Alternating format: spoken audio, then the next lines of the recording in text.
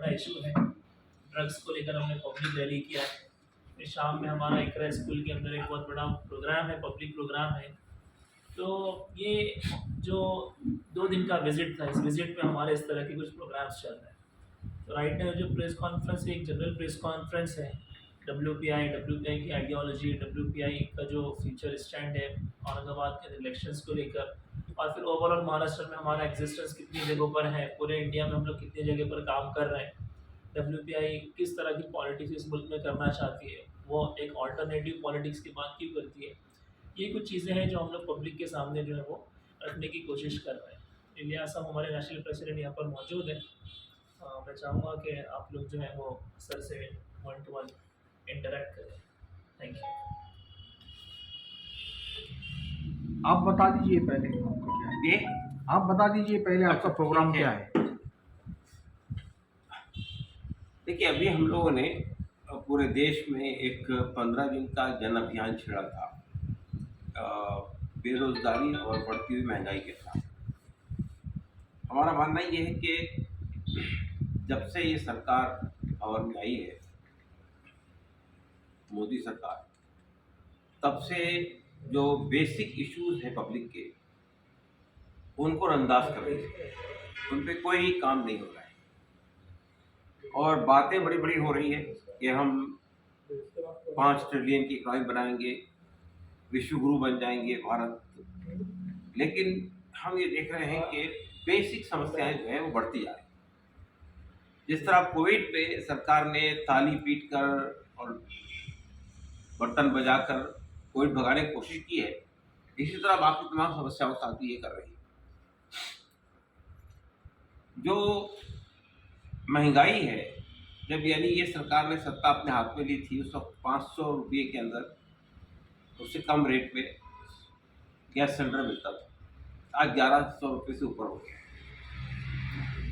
खाने का तेल जो है वो 200 रुपये से ऊपर चला गया है।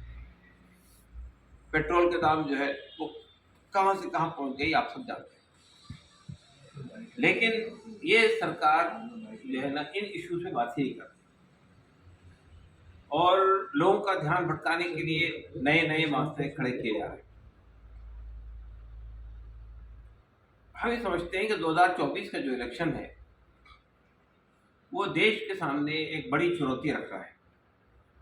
क्या हमें ऐसी सरकार चाहिए जो पब्लिक के जो बेसिक इश्यूज हैं उनको हल करने की कोशिश करे, या ऐसी सरकार चाहिए जो सिर्फ बातें करे, ख्वाब दिखाए। 2014 में मोदी साहब आए थे तो बड़े बड़े ख्वाब दिखाए गए थे, अच्छे दिन आने वाले हैं, 2 करोड़ जॉब देंगे, 15 लाख रुपए लोगों के खाते में आ जाएंगे, किसानों की आमदनी दुगनी हो जाएगी। लेकिन आज आप देख रहे हैं किसान जो है वो सड़क पर खड़ा हुआ है।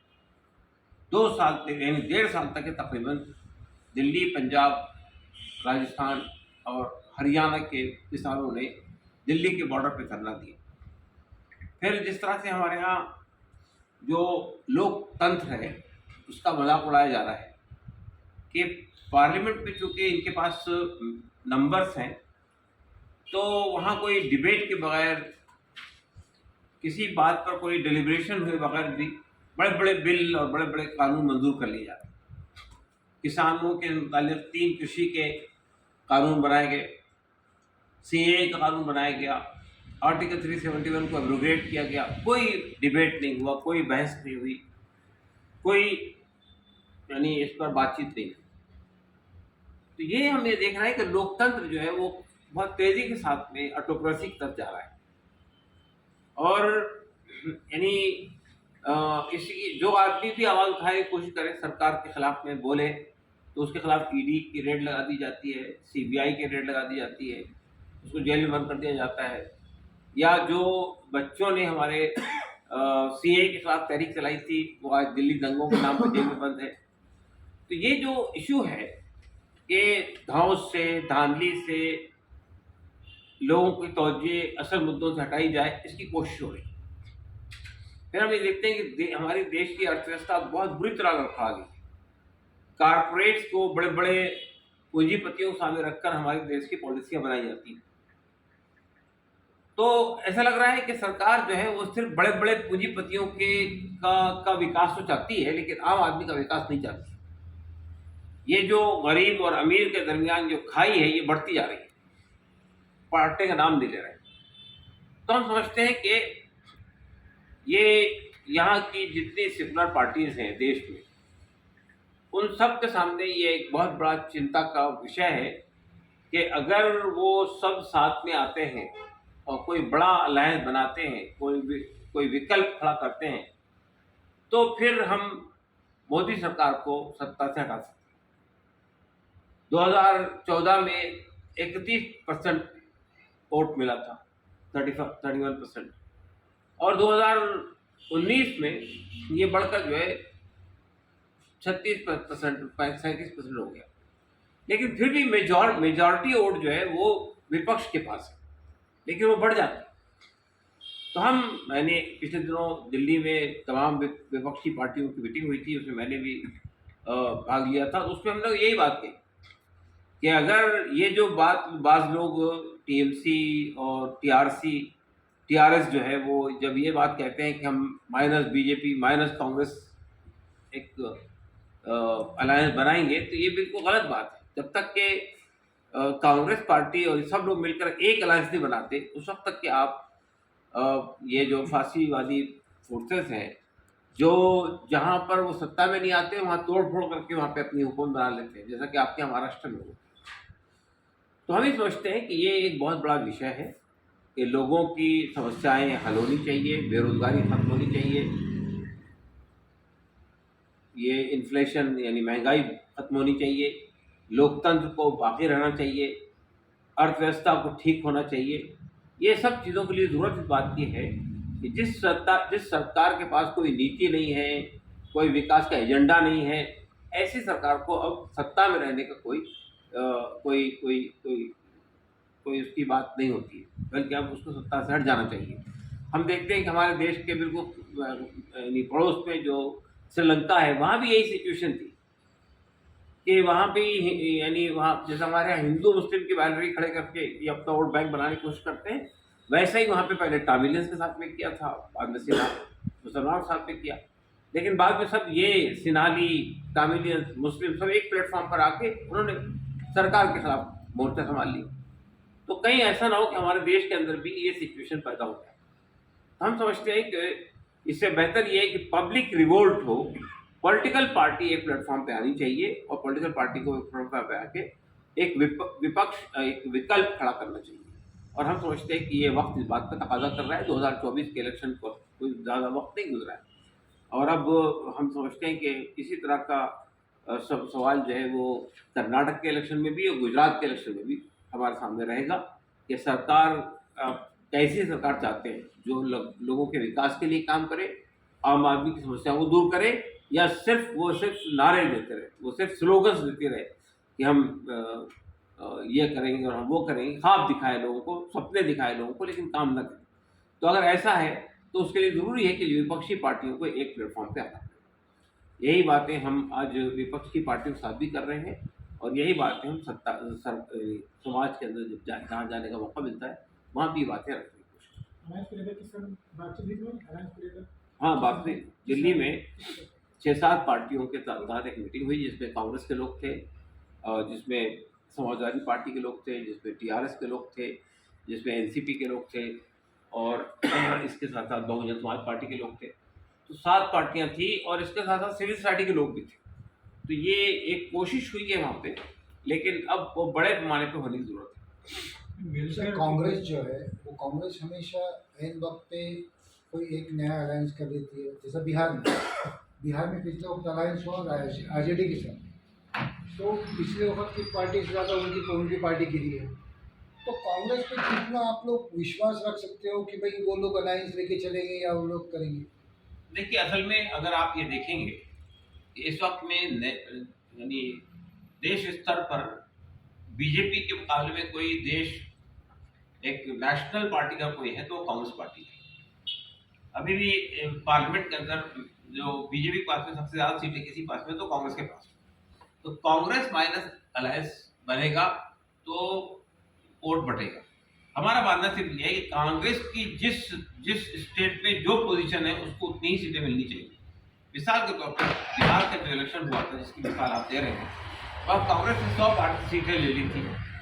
100 सीट लेने का नुकसान ये हुआ कि कांग्रेस की उसकी क्षमता नहीं है, वहाँ पे उसके वर्कर्स नहीं है।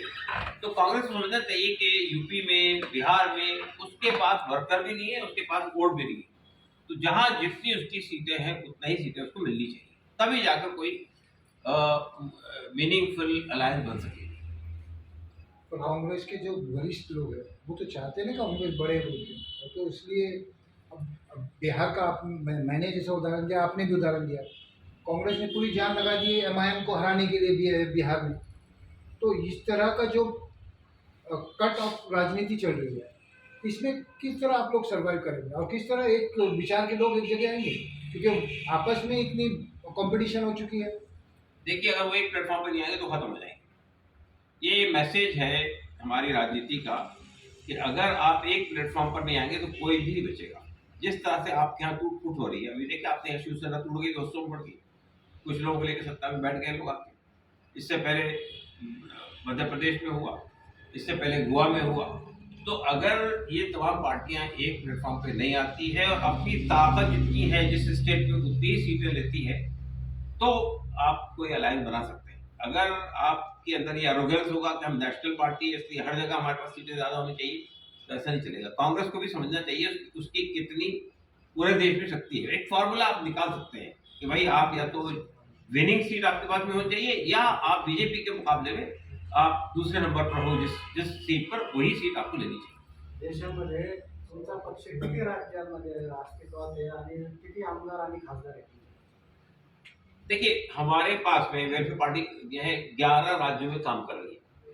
हमारे पास में अभी कोई आमदार और खासदार नहीं है, लेकिन हर स्टेट में हमारे पास में लोकल बॉडीज में काफ़ी लोग हैं। केरला में भी है, कर्नाटक में भी है, महाराष्ट्र के भी कुछ पॉकेट्स में है, बंगाल में है, उत्तर प्रदेश में है, राजस्थान में है। तो हमारी पार्टी, हम तो ये डिमांड नहीं कर रहे कि हमको 5-10 सीटें चाहिए और 100 सीटें चाहिए। हम तो जब बैठेंगे तो हम अपनी जितनी हमारी शक्ति है, जितनी हमारी क्षमता है उसके साथ बात करेंगे। हमारा मानना ये है कि हम अपनी पार्टी की बात ही नहीं कर रहे हैं इस वक्त से। हमारा मानना ये है कि एक पूरे देश में एक देशव्यापी यानी विपक्ष का एक अलायंस बनना चाहिए और वो मीनिंगफुल अलायंस होना चाहिए। महाराष्ट्रामध्ये तुमच्या पक्षाचं राजकीय स्वतः काही जाणवत नाही, कुठं काही पक्ष वाढवण्यासाठी तुम्ही काय करणार? देखिए, हमारी पार्टी की जहाँ क्षमता है वो बताता है। केरला में हमारी पार्टी पावरफुल पार्टी है, कर्नाटक में हमारी पार्टी एक पावरफुल पार्टी है, बंगाल में हमारी पार्टी एक पावरफुल पार्टी है, राजस्थान में हमारी पार्टी एक पावरफुल पार्टी है, यूपी में हम कमज़ोर है, महाराष्ट्र में हम कमज़ोर है। लेकिन हमारी यानी महाराष्ट्र में भी कोशिश यही हो रही है कि हम धीरे धीरे अपनी पोजिशन बढ़ाएं। महाराष्ट्र में भी हमारे पास में यहाँ नांदुरा में, फैसपुर में कुछ कॉर्पोरेशन की सीट्स हमारे पास में है। लेकिन हम अभी हमारी प्रेजेंस तो महाराष्ट्र में बॉम्बे में भी है, कल्याण में भी है, दुनिया में भी है, मालेगांव में भी है, आपके विदर्भ के कई जगहों पर है, अकोला में है, अमरावती में है, यवतमाल में है। तो हम ये कहना चाहते हैं, अभी नांदेड़ में भी हमारी कल मीटिंग है तो वहाँ भी एक हमारा खड़ा हो रहा है, परभनी में है, यहाँ पे औरंगाबाद में हम अपने इसको बढ़ाने की कोशिश कर रहे हैं। तो देखिए, ये कोशिश तुम्हारी चल रही है तो पार्टी का स्तर बढ़े और पार्टी एक हर जगह एक मीनिंगफुल अलायंस क्रिएट करने में काम करें। हमारी कोशिश ये होगी कि हम फैसिलिटेट करेंगे एक अलायंस को बनाने की। भारत जोड़ो यात्रा को किस तरह देखते हैं? देखिए, भारत जोड़ो यात्रा का दो चीज़ सामने आ रही है। एक बात तो ये आ रही है कि जो हमारे देश में नफरत की राजनीति चल रही है, घृणा की राजनीति चल रही है, उसके मुकाबले में उन्होंने कहा कि हम लोगों को जोड़ना चाहते हैं, तोड़ना नहीं चाहते। और दूसरी बात ये हुई है कि हमको ये दिख रहा है कि केरला में, कर्नाटक में और महाराष्ट्र में और फिर तेलंगाना में जो ओवरवेलमिंग रिस्पॉन्स मिला है कांग्रेस पार्टी को, उसकी दो रीज़न नजर आते हैं।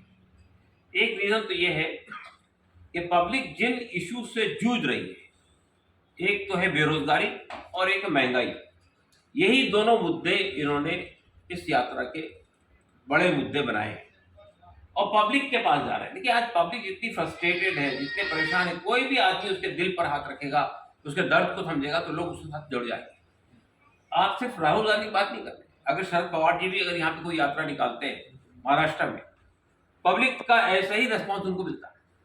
अगर ऐसे ही यात्रा जो है वहाँ पे आरजेडी के लोग निकालते हैं बिहार में, या जेडीयू के लोग निकालते हैं बिहार में, यही रिस्पॉन्स मिलेगा। तो पब्लिक तो बहुत परेशान है। इससे ये समझ में आ रहा है कि पब्लिक के साथ जो भी जुड़ने की कोशिश करेगा पब्लिक के साथ जुड़ जाएगी। तो हम समझते हैं कि भारत जोड़ो यात्रा में जो ओवरवेलमिंग रिस्पॉन्स मिल रहा है उससे एक तो पब्लिक के सेंटिमेंट सामने आ रहे हैं और दूसरी बात ये कि कांग्रेस की पोजीशन थोड़ी सी बेहतर हो रही है। आप एज ए कांग्रेस डब्ल्यू के जो प्रेसिडेंट थे उसके नाते आप भारत जोड़ो में शरीक होंगे या फिर उसको किस तरह करेंगे? देखिए हमने अपने लोगों से कहा है कि भारत जोड़ो यात्रा में जहाँ जहाँ भी जा सकते हैं वो शरीक हो।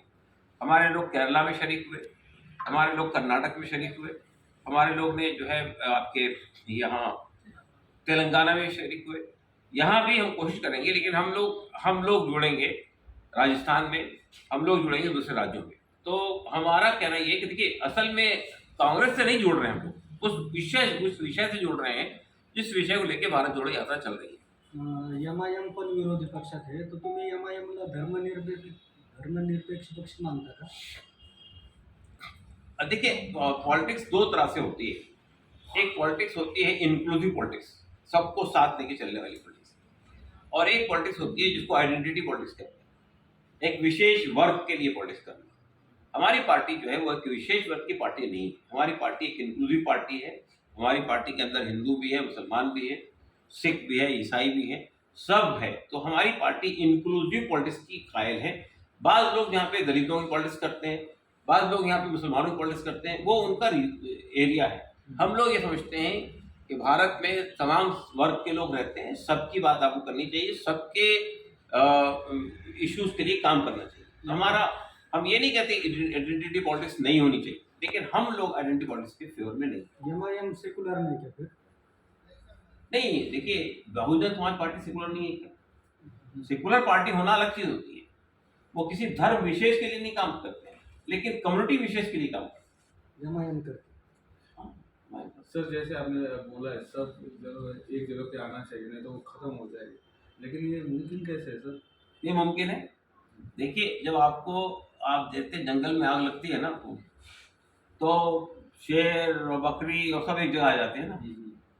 इनको भी मालूम है कि अगर हम लोग इस बार इलेक्शन हार गए और हमारी सत्ता में वापसी नहीं हुई तो हम खत्म हो जाएंगे। ये हर आदमी जानता है। ये इलेक्शन 2024 का इसी तरह से ऐसा भी कहा जाता है कि जब तक ईवीएम है तब तक बीजेपी का बोलबाला है, और वामन मेश्राम इसके लिए हमेशा विरोध करते आए कि ईवीएम पर बैन लगाया जाए। तो ये विरोधी पक्ष जो है वो इकट्ठा क्यों नहीं होते ईवीएम बैन पर?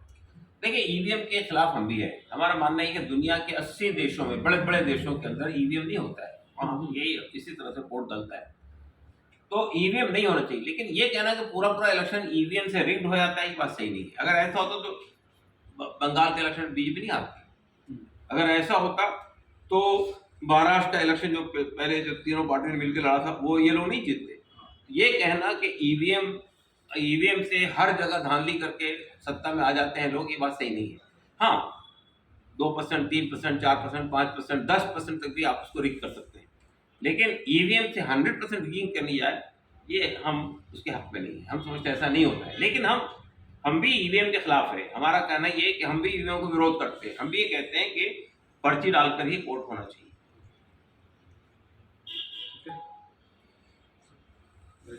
Thank you sir. आम आदमी पार्टी आम आदमी रही आम आदमी पार्टी नहीं वो थोड़ा अच्छा काम कर रहे हैं दिल्ली में। क्या उनके साथ अलायंस का वगैरह कुछ है ही कुछ? देखिए आम आदमी पार्टी भी इसी अलायंस का हिस्सा बनना चाहिए जिसका बात मैं कर रहा हूँ। अभी देखिए मिसाल के तौर पर गुजरात का इलेक्शन है, गुजरात के इलेक्शन में भी वही सिचुएशन है। आम आदमी पार्टी, कांग्रेस पार्टी, एमआईएम, ये तीन एक तरफ है और बीजेपी एक तरफ है।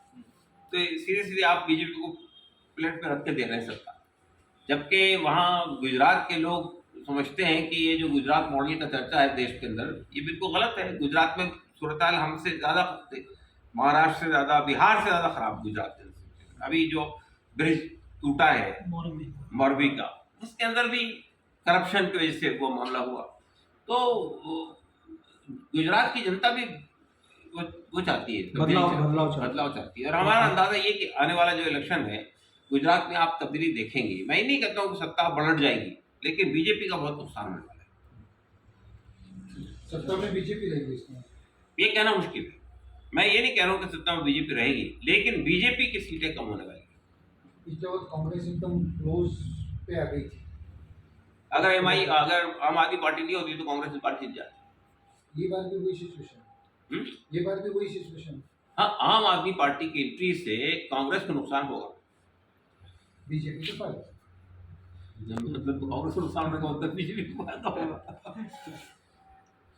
असल में देखिए, जब तक के विपक्ष के अंदर तालमेल नहीं होगा ना, या तो आप सीट एडजस्टमेंट कीजिए या अलायंस कीजिए, दो में से कोई एक चीज नहीं होगी तो आप जो है वो बीजेपी कोई नहीं चाहता ना। प्रॉब्लम ये है कि कोई नहीं चाहता। डिवाइड करके रख रहे हैं ना विरोध से। अभी मामला अगर आप देखिए, अब आप दिल्ली के राजकारण करते हो, हम लोग यहाँ से वहाँ देख रहे हैं। आपके यहाँ हुआ कि नहीं बताइए मुझे। आपके यहाँ महाविकास आघाड़ी बनी है ना, तो उसका परिणाम देखा आपने। अगर यही सिचुएशन हर जगह पैदा हो तो पोस्ट इलेक्शन अलायंस था, प्री इलेक्शन नहीं था। ठीक है, पोस्ट इलेक्शन हो गया ना। नहीं, लेकिन वो सही है, पोस्ट इलेक्शन था पहली बार, लेकिन अब वो प्री इलेक्शन होगा इस बार। हाँ, होगा जब रिजल्ट पता चलेगा। नहीं, अभी का मतलब है, अब सिनेरियो देख लीजिए। कर्नाटक उन्होंने कांग्रेस और कांग्रेस पार्टी थी, उनका जेडीए, उनका अलायंस तोड़ा। तो ये जो तोड़फोड़ की राजकारण तो आम हो चुका उनके लिए। नहीं, देखिए, असल में आप देखिए, किसी भी देश के अंदर जनता जो है वो कैरेक्टरलेस नहीं है। जनता चाहती है कि कुछ नीतियाँ होनी चाहिए, कुछ प्रिंसिपल होने चाहिए, जिसपे होनी चाहिए। वो देख रही है बीजेपी के साथ क्या है। बीजेपी को पावर चाहिए, सत्ता चाहिए, by hook and by crook. तोड़ के मिले तो ठीक है, सीधी मिले तो ठीक है, रिग करके मिले तो ठीक है। हमको यानी मीन्स कोई भी इस्तेमाल करो, हमको परिणाम चाहिए। लेकिन पब्लिक बहरहाल इस बात को महसूस कर रही है कि ये जो तरीका है कि राजनीति में तोड़ फोड़ करके क्रिमिनल्स को लाकर, कारपोरेट्स को लाकर, अब आप मिसाल के तौर पे ये देखिए, ये जो आपका इलेक्ट्रल बॉन्ड है, इलेक्ट्रल बॉन्ड जो है करप्शन का बहुत बड़ा अड्डा है, फैक्ट है। करोड़ों रुपये बीजेपी पास में है, किसी पार्टी पास में नहीं है। इलेक्ट्रल बॉन्ड जो है वो, ये तो आप देखिए कि हम लोग पार्टी चलाते हैं ना, अगर हम 2000 रुपये से ज़्यादा किसी से पैसा लेते तो हमको दिखाना पड़ता है किससे पैसा लिया, कितना लिया, उसका पैन कार्ड दीजिए, फलां दीजिए। लेकिन ये जो इलेक्ट्रल बॉन्ड है उसमें न देने वाले को पता होता है और न लेने वाले को पता। यानी तो ये जो तरीके इख्तियार किए जा रहे हैं ये बहुत गलत है। और ये किसी भी अच्छी, मुझे ये जानना है कि इस तरह की तोड़फोड़ की राजकारण जब हो रहा है, इलेक्शन कमीशन, ठीक है, इलेक्शन कमीशन क्यों, मतलब वो 50% से ऊपर, ये नियम सिर्फ कुछ लोगों के वास्ते क्यों है? अगर मैंने एक विधायक को चुनकर दिया है, वो पार्टी के सिंबल पे दिया है, तो उसमें अगर लायबल नहीं हो तो फिर वो अगर किसी और पे जा रहा है तो वो एक बात पे, लेकिन अगर वो ग्रुप के ग्रुप चले जा रहा है तो इसके लिए भी कुछ मेरा मानना ये है कि जो हमारे यहाँ एंटी डिफेक्शन लॉ है वो बहुत खराब है। वो उसमें होना ही चाहिए कि भाई जिस पार्टी से आप जीत कर गए हैं उस पार्टी को आप नहीं छोड़ सकते, या तो आप रिजाइन करिए और दोबारा इलेक्शन लड़िए। ये जो तरीका है ना कि दरमियान में आप इतने % लोग निकल जाएंगे, 1/3 लोग निकल जाएंगे तो वो डिफेक्शन नहीं माना जाएगा, ये गलत है। एक आदमी जाता है तब भी डिफेक्शन है, एक आधी पार्टी जाती है तब भी डिफेक्शन है। आप एक पार्टी के साथ आए, उस पार्टी से आपने लोगों से मत लिया है, वोट लिया है, और उसी पार्टी की नीतियों पे जब आप उस पार्टी से रिवोल्ट कर रहे हैं तो आप वो छोड़िए, पद छोड़िए, दोबारा इलेक्शन लड़िए। ये नियम में तब्दीली होनी चाहिए। ये जो हमारा एंटी डिफेक्शन लॉ है ये गलत है, ये सही नहीं है। इसके लिए हम प्रयास करेंगे। ये सब चीज़ों के लिए देखिए इलेक्टोरल रिफॉर्म भी होनी चाहिए।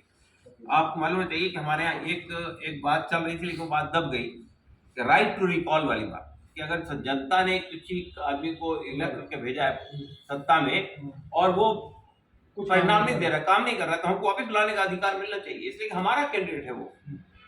तो ये जब तक कि हम तो इसके भी हक में नहीं है कि ये जो हमारे यहाँ ये कानून जो है ना फर्स्ट पास द पोस्ट वाला, जिसको सबसे ज़्यादा वोट मिल के वो जीत जाता है, चाहे वो 50% भी कम हो।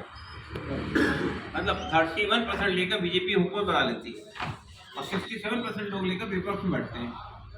ये जो हमारे यहाँ जब तक कि आप ये जो इलेक्शन के अंदर हमने लिख कर दिया था इलेक्शन कमीशन को, इलेक्शन कमीशन ने जब मांगा था आज से 10 साल पहले, तो हमने लिख कर दिया था और हमने दिया था, कांग्रेस पार्टी ने दिया था। ये बात इलेक्शन कमीशन ने कही थी। हमने उसमें ये कहा था ये जो प्रोपोर्शनल रिप्रेजेंटेशन वाला कानून है कि जिसको जितना % वोट मिला उसको उतनी % भागीदारी होगी। पार्टियों की यानी कैंडिडेट की नहीं, पार्टियां इलेक्शन लड़ेगी, पार्टी अपनी लिस्ट सबमिट करेगी और जिस पार्टी को जितना वोट मिलेगा उतनी उसकी भागीदारी होगी पार्लियामेंट में भी और असेंबली में। जब तक कि आप ये कानून नहीं बनाते उस वक्त तक के न तो यानी cross section of the population जो है, दलित है, आदिवासी है, गरीब है, अमीर है, सबका रिप्रेजेंटेशन हो सकता है, और न फिर इनकी बड़ी बड़ी पार्टियां। मैं अभी टर्की से आया हूँ, तो वहां पे 10% तक नहीं मिलेगा वोट आपको, तो आपको कोई एक सीट भी नहीं मिलेगी। कई कई पार्टियां ऐसी रह जाती हैं, कोई इतने इलेक्शन लड़ती है, पैसा खर्च करती है, एक सीट नहीं मिलती, 10% वोट नहीं मिला, 9% मिला नहीं। ये जो तरीका है ना first pass the vote, first pass the vote वाला जो तरीका है, जिसको जितना सबसे ज्यादा वोट मिला, 10 लोगों ने लड़ा, एक आदमी को 10% मिला, किसी को 20% मिला और किसी को 30% वोट मिला, तो वो उसकी हुकूमत बन जाएगी। ये तरीका सही नहीं है। हमारे यहाँ होना ही चाहिए कि जिसको जितना % वोट मिला उतनी भागीदारी उसकी होनी चाहिए। जिस दिन ये कानून बन गया ना, आप देखेंगे कि ये जो मल्टी डायमेंशनल हमारा डेमोक्रेसी है वो रिफ्लेक्ट करेगी कांग्रेस के आपके पार्लियामेंट में भी और असेंबली में। यानी हर किसी को प्रतिनिधित्व तो मिलेगा मिलेगा। जो कि दुनिया के 80 मुल्कों में यही कानून चल रहा है, ये यानी प्रोपोर्शनल रिप्रेजेंटेशन का कानून। ये तरीका होना चाहिए अगर सही लोकतंत्र हम चाहते हैं। Thank you sir. ओके।